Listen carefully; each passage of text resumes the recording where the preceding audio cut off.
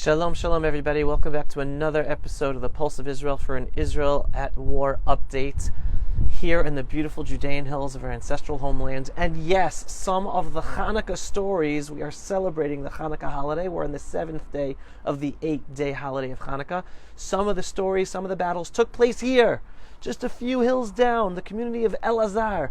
It is named after Elazar HaMaccabi, who was killed in fighting the Greek Syrians just here in Gush Etzion. So don't let anyone tell you that these hills, that the ancestral homeland, the Jewish people, Judea and Samaria, does not belong to the Jewish people, or that Israel does not belong to the Jewish people. If there's ever a holiday that is a Zionist holiday that shows the connection between the land of Israel and the Jewish people, it is the holiday of Chanukah, because all the battles took place here, mostly all in Judea and Samaria, and it's about the Jewish people's connection to the land of Israel. And what did they do when they won the war? They liberated Jerusalem, they liberated the temple, they rededicated the temple, they started back the work in the temple, the holy work by the priests in the temple. It's the liberation of the Jewish people. That's the story of Chanukah. Now, before I give you the update of the war, I wanted to continue with some Chanukah holiday inspiration connecting to the war. And this is a bit of Torah that I was just shared with by a friend of mine, Kevin Cohnen. So Kevin, this is you, man. I've thought about this, but you made me think, I gotta tell this to the world, because it's unbelievable. Kevin mentioned to me the following. He said, everybody is talking about what's going to be the day after. Please God, the IDF, with Israel's leadership, makes the right decisions, and we destroy our enemies, the evil Muslim enemy we have in the Gaza Strip, so that there is never any threat of any terror ever again from the Gaza Strip. Please God, that's going to happen. What about the day after? Because again, we know international pressure, and President Biden is about creating the two-state solution, forcing Israel to leave the Gaza Strip, allowing the Palestinian Authority or some international group to have authority in the Gaza Strip. That's what the international community wants. That's what they're going to force upon Israel. And Kevin said the following. He goes, wait a second.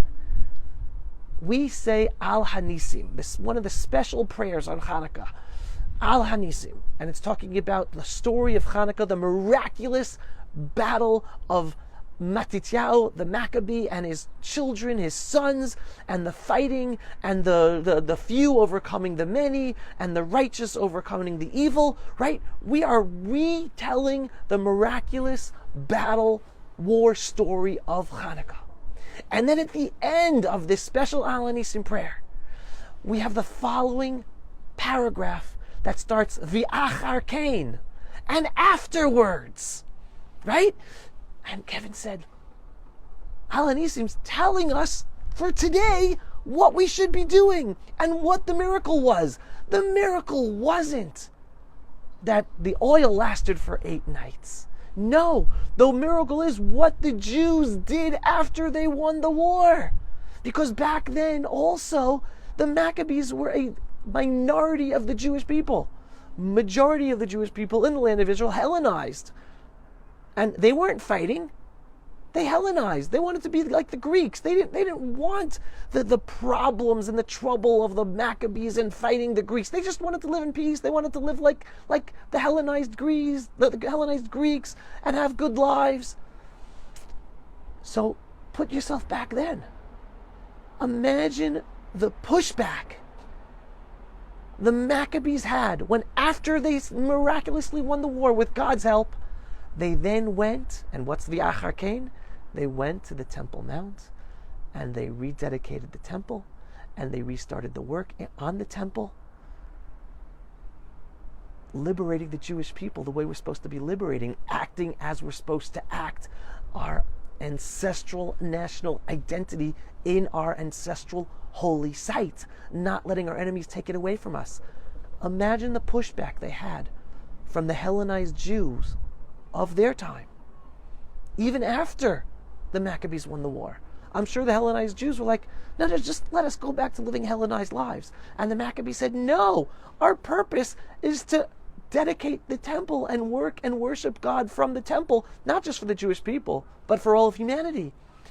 And that's what Kevin mentioned. The answer for the day after is in the Chanukah prayer of Al Nisim. The miracle is that the Maccabees had the fortitude and the guts and the belief to move forward and do what was expected of them to do as Jews, which was retake the temple and restart the work, the holy work of the priests on the temple for the benefit of the Jewish people, therefore allowing the temple to be the place of all nations to bring peace for the whole world.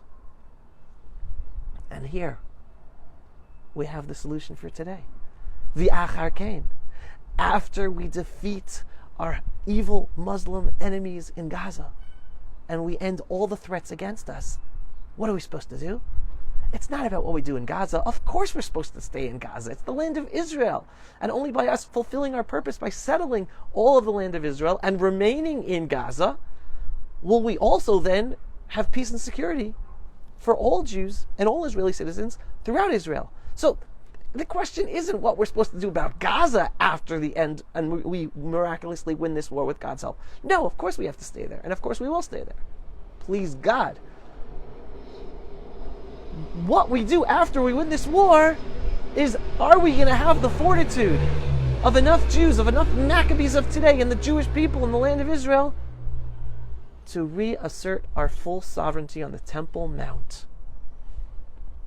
and start the process of rebuilding the third temple on the Temple Mount?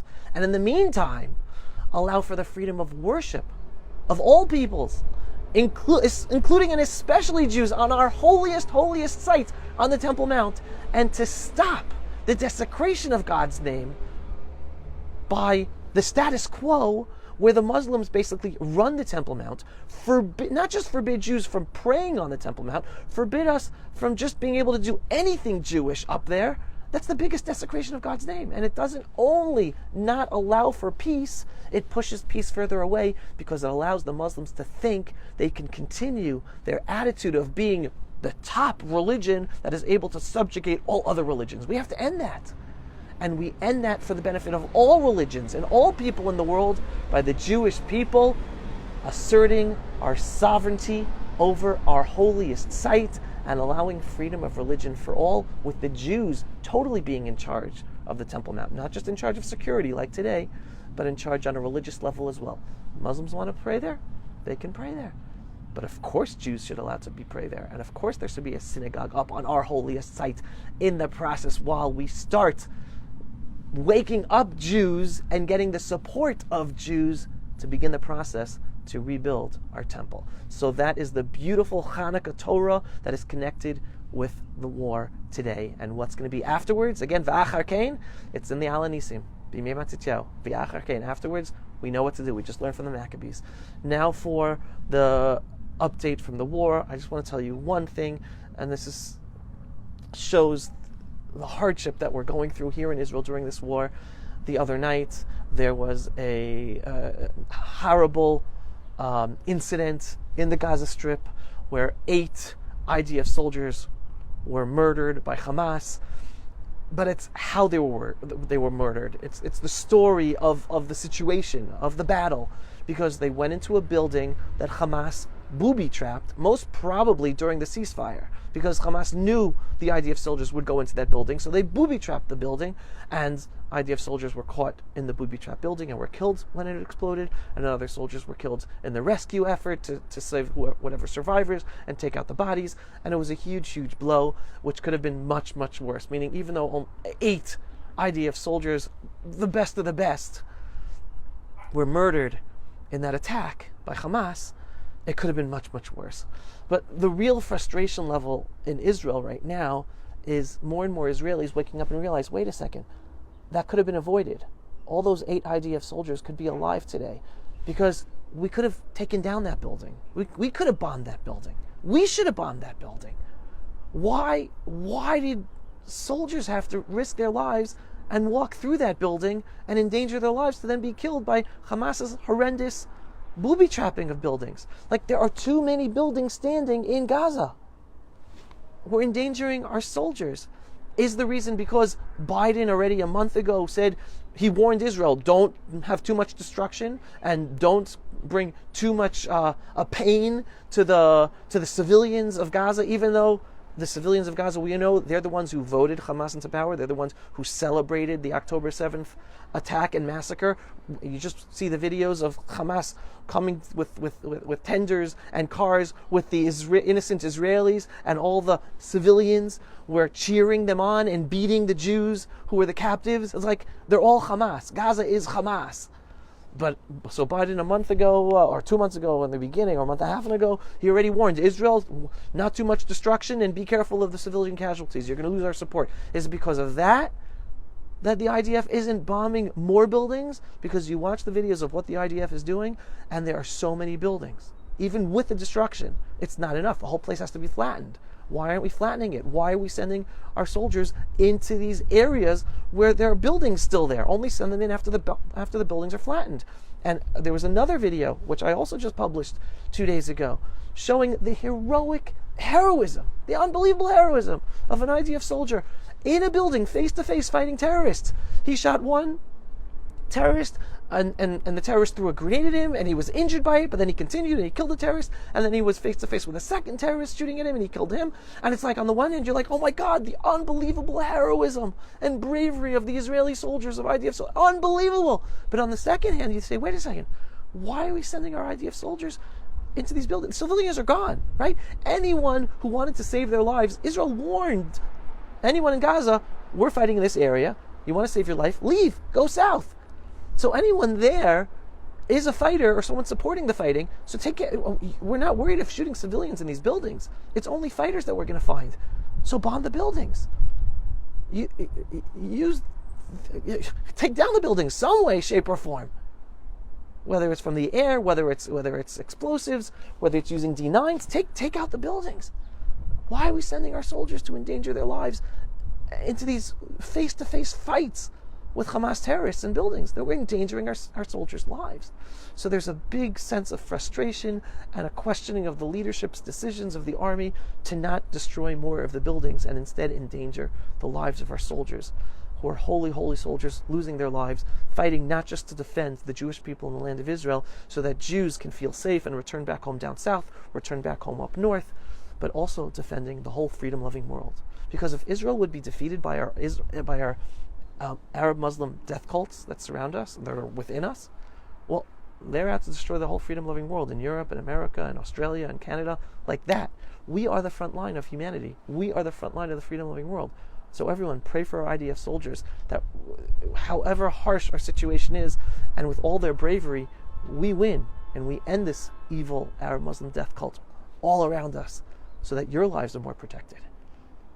That's it. Signing off for another Pulse of Israel in our eternal ancestral homeland here in the Judean hills.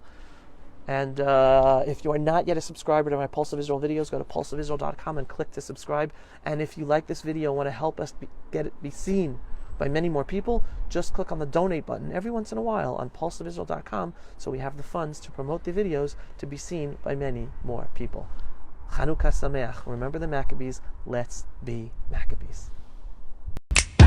Pulse of Israel, frontline videos from the Holy Land. Support our work by donating today.